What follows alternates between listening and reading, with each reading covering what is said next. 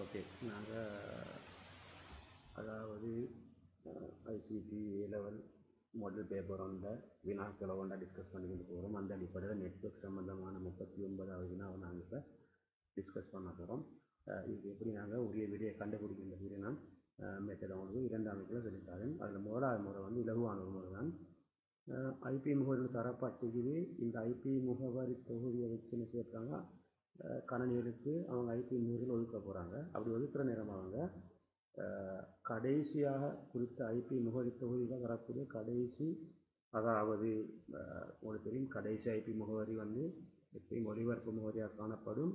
அதே நேரம் ஆரம்ப முதலாவது முகவரியானது எப்பயும் நெட்வொர்க் முகவரியாக காணப்படும், வலையமைப்பு முகவரியாக காணப்படும். ஏன்னா அந்த 2 முகவரிகள் நாங்கள் ஹோஸ்ட்டுகளுக்கு அசைன் பண்ண முடியாது.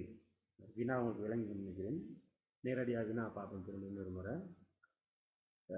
இந்த ஐபி முகவரி தொகுதியில் பயன்படுத்த முடியுமான கடைசி ஐபி முகவரி, அதாவது ஒளிபரப்பு முகவரி யாது?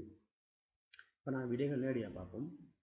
பாருங்க, இந்த 192, 172, 12 என்ற அந்த குறித்த 3 ஒக்டட்களும் நிலையானதாக கட்டாயம் காணப்படணும். எங்களுக்கு மாற்ற முடியுமான பகுதி இந்த ஐபி முகவரியில் இந்த ஒக்டேட்டை மாற்றுங்களா, ஹோஸ்டுக்காக வேண்டி ஒதுக்கின ஒக்டேட்டை மாத்திரம் எங்களுக்கு மாற்றி அமைத்து அதை கணிகளுக்கு டிசைன் பண்ண முடியும். எனவே விடைகள் நீங்கள் பார்க்குறீங்க பாருங்க, இந்த முதல் 3 ஒக்டேட்டும் நிலையாக காணப்படக்கூடிய இதே அமைப்பில் காணப்படக்கூடிய விடை வந்து இந்த விடையை மாற்றுவது. அப்போ இந்த விடைகள் எப்படியுமே வாரத்துக்கான சந்தர்ப்பம் இல்லை, இலகுவான முறை கண்டுபிடிக்கலாம். இந்த விஷயங்கள் கொஞ்சம் தெளிவாக விளங்கினாக்கள், அதாவது இதை கொஞ்சம் ஓரளவுக்கு ஐடியா உள்ள சப்ஜெக்டில் இந்த ஒரு முறையில் பார்க்கலாம். நான் அதை அந்த முறையை பார்க்க வந்து கட்டாயப்படுத்த இல்லை, ஆனால் அப்படி ஒரு முறையிலையும் பார்க்கலாம். அது எப்படின்னா பாருங்கள், இந்த ஐபி முகவரி தொகுதியில் வந்து 192, 168, 12 இந்த 3 பகுதிகளும் உங்களுக்கு நெட்வொர்க்குக்கு ஒதுக்கப்பட்ட பகுதியை மாற்ற முடியாது.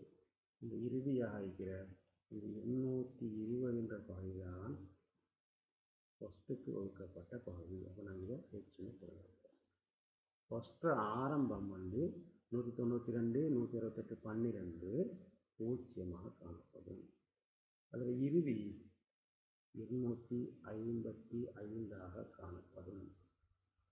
எப்படின்னா அவங்களுக்கு தெரியும், 2 இங்கே வந்து எங்களுக்கு 8 பிட்களை பயன்படுத்தலை, 2 8 பிட்கள். 2 8 பிட்கள் மூலம் உருவாக்கியலுமான முகவரிகள் எண்ணிக்கை 256. அந்த 256 முகவரிகள் முதலாவது முகவரி 0 இருக்கும், இறுதிவது 256 காணப்படும். அந்த அடிப்படையிலேயும் இருக்கிற விட இந்த விடையாக வரும். அதில் ஒரு முக்கியமான விஷயம் என்னென்னா, இந்த உபவலை மறைமுகம் அல்ல துணை வலை மறைமுகம்ன்றது எங்களுக்கு இந்த வினாவுக்கு விடையை காண்பதற்கு தேவைப்படுறது இல்லை. நான் சொல்ல வர என்னென்னா, இந்த முகவரியை அவங்க எடுத்து இந்த முகவரியை பெற்றுக்கொண்டு அதை வந்து அவங்க 2 வலையமைப்புகளாக மாற்றப்படும். அந்த 2 வலையமைப்புகளாக உபவலைகளாக மாற்றத்துக்கான ஒரு பிட்டை இங்கே பொரோ பண்ணுறாங்க, அதாவது இவ்வளோ வாங்க. உங்களுக்கு தெரியும், ஒரு கிளாஸ் சி வகுப்பு சி ஐபி முகவரியில் உங்களுக்கு தெரியும், கடைசி 8 ஃபஸ்ட்டு கொடுக்கப்பட்ட 8 பிட்களில் ஒரு பிட்டை இரவல் பெற்றிருந்தால் உங்களுக்கு தெரியும் இங்கே 128 வரும். 2 பிட்கள் இரவல் பெறப்பட்டிருந்தால் 192 வரும். 8 பிட்கள் முதல் 3 பிட்கள் இரவலாக பெறப்பட்டிருந்தால் 224 வரும். முதல் 4 பிட்கள் இரவலாக பெறப்பட்டிருந்தால் 240 வரும். இப்படியே எங்களுக்கு அதை பார்த்துக்கொண்டு போகலாம். அப்போ எங்களுக்கு வலையமைப்பு ஒன்றுக்காக வேண்டி ஃபஸ்ட்டில் ஒதுக்கப்பட்ட பிட்கள் எண்ணிக்கை, அதாவது கூடுதலாக பிட்கள் அங்கே பெறப்படுமா, இரவலாக பெறப்படுமாயின் ஒரு சிறு வலையமைப்பில், உப வலையமைப்பில் கணிகளுக்காகவே ஒதுக்கப்படுகின்ற பிட்கள் அளவு குறைஞ்சும் போகும். அப்படின்னால்தான் எங்களுக்கு ஒரு உப வலையில் கணிகள் குறைந்த அளவான கணிகளுக்கு அல்லது வஸ்துல கணிகளுக்கு நினைக்க முடியும் என்று வருகிறோம்.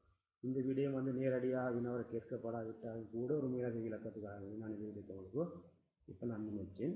எனவே நீங்கள் ஓரளவுக்கு இதில் ஐடியா உள்ள ஆக்களுக்கு இந்த நான் ஏற்கனவே இப்போ கடைசியாக சொன்ன விஷயம் தெளிவாக விளங்கின்னு நினைக்கின்றோம். விடை 5வது விடை.